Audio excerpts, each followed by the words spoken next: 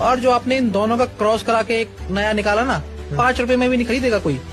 Mix breed कुत्ता नहीं खरीदते, हम इंसानों को मिक्स ब्रीड करा रहे हैं। मिक्स ब्रीड कुत्ता नहीं खरीदते, हम इंसानों को मिक्स ब्रीड करा रहे हैं। उसमें ब्राह्मण वर्ण भगवान के मुख से प्रकट हुआ, क्षत्रिय वर्ण भगवान के। जब आप घोड़ा और गधा, जब आप इन दोनों का क्रॉस कराएंगे ना, तो पैदा होता है खच्चर। मैं ये कहता हूँ कि राजपूत राजपूत में शादी करे, ब्राह्मण ब्राह्मण में शादी करे, जिसके अंदर जो डीएनए है वो अपने डीएनए में रहे। नमो बुद्धाय सभी को।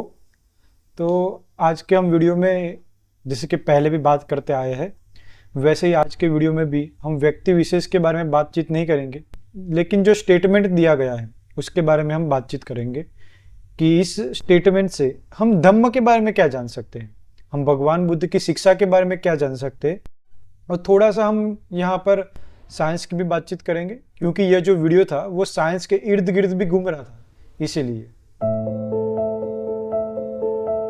तो सबसे पहले हम जानेंगे कि जाति शब्द का अर्थ क्या है। अभी जब हम जाति शब्द सुनने में आता है तो हमें लगता है कि कोई कास्ट की बात कर रहा है, लेकिन जाति शब्द की ओरिजिन जो पाली भाषा है उसमें हुई थी, जहां पर जाति का अर्थ होता है जन्म। जैसे कि प्रतीत्य समुत्पाद है, उसमें भी 12 कार्य कारण में जो एक लिंक होती है वो होती है जाति, यानी कि जन्म होना। और आज भी ये जाति शब्द से ही एक शब्द बना है प्रजाति। ये शब्द आज भी उपयोग किया जाता है, प्रजाति, या इंग्लिश में कहे तो स्पीसीज। तो स्पीसीज किसे कहा जाता है? स्पीसीज यानी कि ऐसे जीवों का समूह जो नेचुरली प्रजनन कर सकते हैं और उनके बाद जो उनकी संतान होती है वो फर्टाइल होती है। एक एग्जाम्पल से समझते हैं, जैसे कि एक घोड़ा होता है और एक गधा होता है। दोनों का अगर बच्चा होता है तो उसे खच्चर कहा जाता है, और जो खच्चर होता है फर्टाइल नहीं होता है, यानी कि खच्चर आगे बच्चे पैदा नहीं कर सकता है। इसीलिए कहा जाता है कि एक घोड़ा और एक गधा दोनों अलग अलग स्पीसीज है, दोनों अलग अलग प्रजातियां है, ऐसा कहा जाता है। आज साइंस ने भी प्रूफ कर दिया है कि प्राणी, पक्षी, वनस्पति, ये सब में भी अलग अलग प्रजातियां पाई जाती है, अलग अलग स्पीसीज पाई जाती है। लेकिन मनुष्य में ऐसी अलग अलग स्पीसीज पाई नहीं जाती है, सभी मनुष्य एक ही है। लेकिन आज से हजारों वर्ष पहले अलग अलग मनुष्यों की प्रजातियां पाई जाती थी, लेकिन आज वो मौजूद नहीं है। आज दुनिया में जितने भी मनुष्य हैं वो सबके सब एक ही स्पीसीज है, वो सबके सब एक ही प्रजाति है, जिसे होमो सेपियंस नाम दिया गया है। गौतम बुद्ध भी इस बारे में 2600 साल पहले बात कर चुके हैं। वासेट सूत्र है जहां पर भगवान बुद्ध ने बताया है कि वनस्पतियां जो खुद से सोच विचार नहीं कर सकती है, उनमें भी अलग अलग जात की प्रजातियां देखी जाती है। अगर ग्रास की भी बात की जाए तो ग्रास में भी बहुत सारी प्रजातियां देखी जाती है, भिन्न भिन्न प्रकार की ग्रास देखी जाती है। वैसे वनस्पति हो गया, प्राणी हो गया, पक्षी हो गए, छोटे छोटे कीड़े हो गए, उन सब में भी अलग अलग जात की प्रजातियां देखी जाती है, ऐसा भगवान बुद्ध ने कहा है।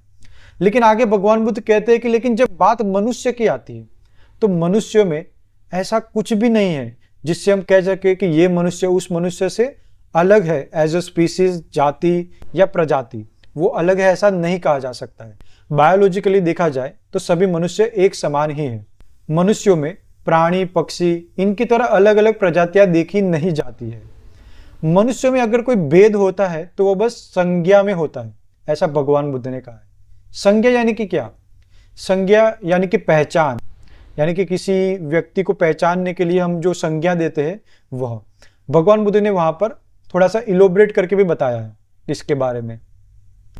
जैसे कि कोई व्यक्ति है जो गौ रक्षा करता है, यानी कि गौ पालन कर कर अपना जीवन व्यतीत करता है, तो उसको क्या कहा जाएगा? तो वहां पर उसको कृषक कहा जाएगा।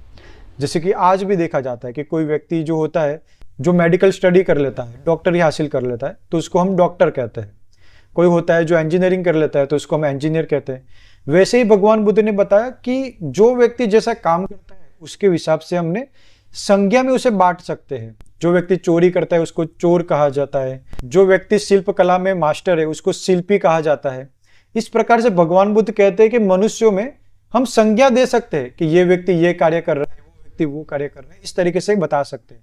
लेकिन व्यक्ति व्यक्ति में कोई भेद नहीं है, मनुष्य सभी के सभी समान ही है, ऐसा भगवान बुद्ध ने कहा है।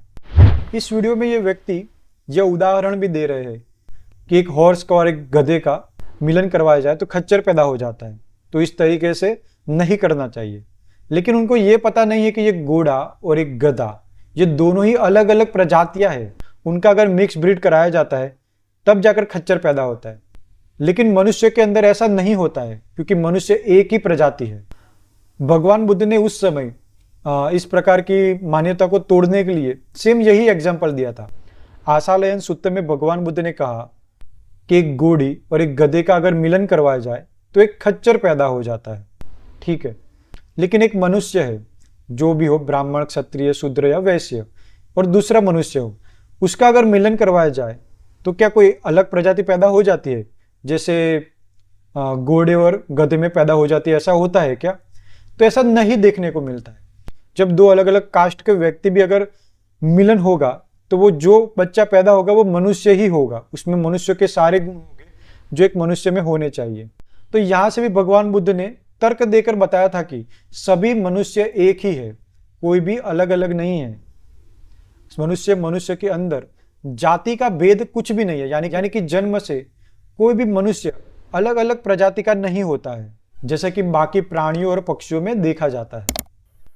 उसमें ब्राह्मण वर्ण भगवान के मुख से प्रकट हुआ, क्षत्रिय वर्ण भगवान की बाहु से, वैश्य वर्ण भगवान के जंघे से, और शूद्र वर्ण भगवान के चरण से। और अगर मान भी लिया जाए कि कोई ऐसा ईश्वर है या क्रिएटर है, उसने इस तरीके से लोगों को बनाया है कि ये ब्राह्मण है, ये वैश्य है, ये शूद्र है, ये क्षत्रिय है, इस तरीके से बनाया गया है, तो ये जो 4 वर्ण है वो सिर्फ और सिर्फ भारत के एरिया में ही क्यों पाए जाते हैं? विश्व के बाकी इलाकों में इस तरीके की कास्ट सिस्टम क्यों नहीं पाई जाती है? क्लास सिस्टम तो पाई जाती है।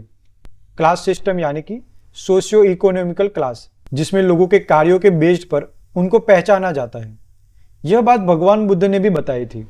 गौतम बुद्ध जी ने आशालयन सूत्र में कहते हैं कि यह जो कंबोज और यवन का एरिया है वहां पर तो कोई इस प्रकार के 4 वर्ण नहीं पाए जाते हैं।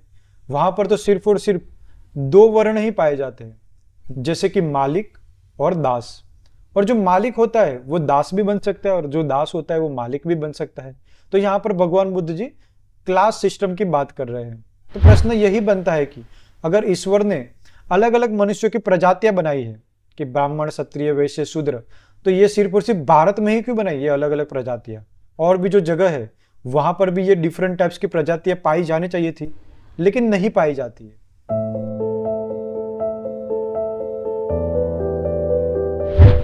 अब कोई कोई व्यक्ति ऐसा भी मानते हैं कि जो मनुष्य के 4 वर्ण हैं वो एक क्रिएटर के अलग अलग पार्ट से पैदा हो गए हैं। तो ऐसा आशालयन सूत्र में भी आता है और बाकी सूत्रों में भी आता है कि कुछ व्यक्ति थे वो वहां पर आते हैं और कहते हैं कि हम तो ब्रह्मा के मुख से पैदा हुए हैं, इसलिए हम तो श्रेष्ठ कहलाए जाते हैं, और बाकी जो लोग हैं वो हीन कहलाए जाएंगे क्योंकि वो ब्रह्मा के अलग अलग जगह से उत्पन्न हुए हैं इसीलिए, और हम ब्रह्मा के मुख से उत्पन्न हुए हैं इसीलिए ही हम श्रेष्ठ हैं।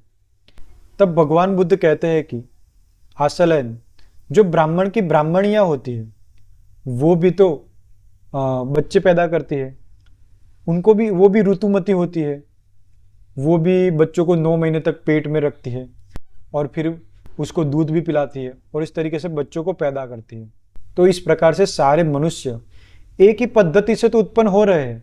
तो ऐसा हम कैसे कह सकते हैं कि कोई व्यक्ति विशेष है या कोई समूह विशेष है वो किसी के मुख से उत्पन्न हो गया है? वैसा कैसे कह सकते हैं? तो इस प्रकार से भगवान बुद्ध ने बहुत सारे तर्क देकर इस बातों का खंडन किया था कि मनुष्य में भेद होता है। भगवान बुद्ध का कहना था कि सिर्फ और सिर्फ संज्ञा में भेद हो सकता है। किसी मनुष्य को पहचान करने में हम भेद बता सकते हैं कि ये डॉक्टर है, इंजीनियर है, ये कृषक है, ये चोर है, इस प्रकार से बता सकते हैं। लेकिन जब उनकी स्पीसीज की बात होती है या प्रजाति की बात होती है तो सारे मनुष्य समान ही है, उनमें कोई भी भेद नहीं है। और आज का मॉडर्न साइंस भी ये बात स्वीकार करता है कि मनुष्य में कोई भेद नहीं है। हम सभी लोग होमोसेपियंस ही है, एक ही प्रजाति है, उनमें कोई भी भेद नहीं है।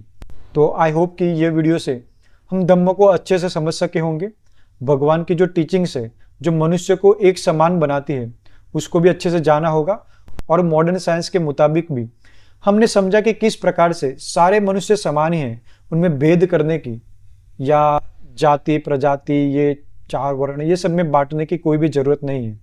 अगर कोई 2 मनुष्य एक होते हैं तो उनमें से जो पैदा होगा वो मनुष्य ही होगा, वो कोई और प्रजाति नहीं बन जाएगा, ना ही वो एलियन बन जाएगा।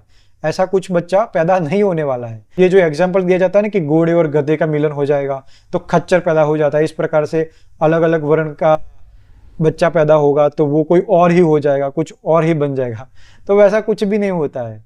ये सिर्फ और सिर्फ ये रूढ़ी परंपराओं में ये सब माना जाता था, जिसको भगवान बुद्ध ने 2600 साल पहले भी नकार दिया था और आज का मॉडर्न साइंस भी इसको नकारता है। तो आई होप कि आप सबको वीडियो पसंद आई होगी। नमो बुद्धाय, सबका मंगल हो।